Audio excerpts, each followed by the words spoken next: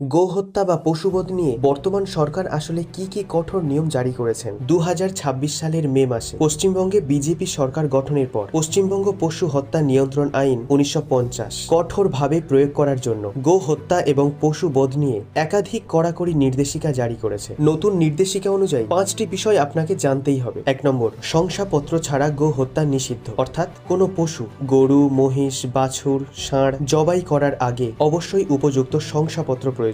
2 নম্বর, শংসাপত্র পাওয়ার শর্ত, পশুটি অবশ্যই 14 বছরের বেশি বয়স হতে হবে অথবা স্থায়ীভাবে অকর্মণ্য বা রোগগ্রস্ত হতে হবে, যা সরকারি পশু চিকিৎসক এবং স্থানীয় পুরসভা বা পঞ্চায়েত প্রধান যৌথভাবে নিশ্চিত করবেন। 3 নম্বর, প্রকাশ্যে বা যত্রতত্র হত্যা নিষিদ্ধ, অর্থাৎ জনসমক্ষে বা নির্দিষ্ট কসাইখানা বাদে অন্য কোনো স্থানে গো হত্যা সম্পূর্ণ নিষিদ্ধ করা হয়েছে। 4 নম্বর, শুধুমাত্র সরকারি কসাইখানায় বধ, অর্থাৎ পশু জবাই শুধুমাত্র পৌরসভার নির্ধারিত বা অনুমোদিত কসাইখানাতেই করতে হবে। এবং 5 নম্বর হলো শাস্তির বিধান। এই নিয়ম অমান্য করলে 6 মাসের জেল এবং 1000 টাকা জরিমানা, এমনকি উভয় দণ্ডই হতে পারে। এই নির্দেশিকাগুলি প্রধানত 2018 সালের 6 আগস্ট কলকাতা হাইকোর্টের রায় এবং 2022 সালের 8 জুন সরকারি নির্দেশিকার উপর ভিত্তি করেই জারি করা হয়েছে।